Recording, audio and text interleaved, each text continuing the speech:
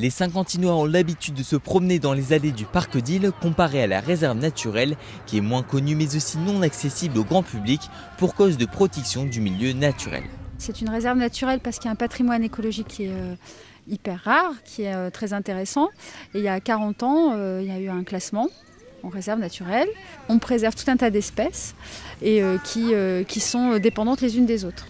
Donc les insectes vont servir à nourrir d'autres espèces. On peut penser par exemple aux chauves-souris, on peut penser aux oiseaux, on peut penser à toute la chaîne alimentaire.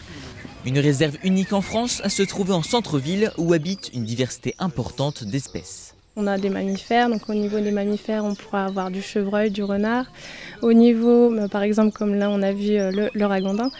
Au niveau des poissons, on pourra avoir du brochet, des gardons, tous les poissons d'eau douce. Après, au niveau des oiseaux, on a pas mal d'oiseaux qui sont donc, dans différents milieux. On pourra avoir donc, par exemple le busard des roseaux, la gorge bleue à miroir, le martin pêcheur et après les oiseaux de surface, donc les canards colverts, les cygnes. Et aussi on a des insectes qui sont parfois assez rares qu'on pourra retrouver ici.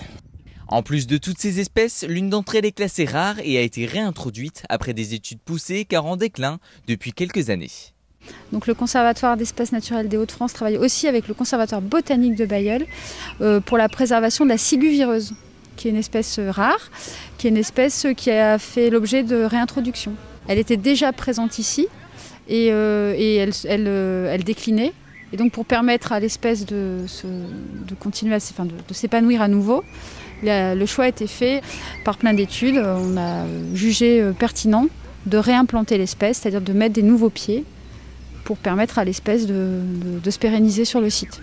Pour aider le développement des différentes espèces, le marais d'Isle est entretenu par phase et à différents endroits. C'est-à-dire que dans le marais d'Isle est entretenu, il va y avoir donc plusieurs zones, si vous voulez, plusieurs écosystèmes. On va pouvoir avoir donc les roselières, les boisements humides ou par exemple là ici donc les eaux libres. Et on va retrouver pas mal d'animaux différents selon l'écosystème. Donc par exemple dans les roselières, on pourra retrouver, comme j'ai cité tout à l'heure, le busard des roseaux qui est un rapace assez sympa à voir.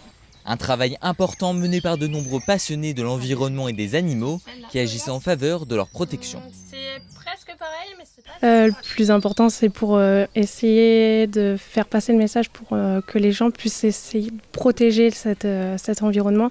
Je ne parle pas seulement de la réserve, mais au niveau plus grande échelle, de faire attention à ne pas mettre les déchets dans l'eau, par exemple, et que ces insectes-là sont importants pour la chaîne alimentaire, parce que s'il n'y a plus d'insectes aquatiques, bien sûr, des espèces seront impactées par la suite.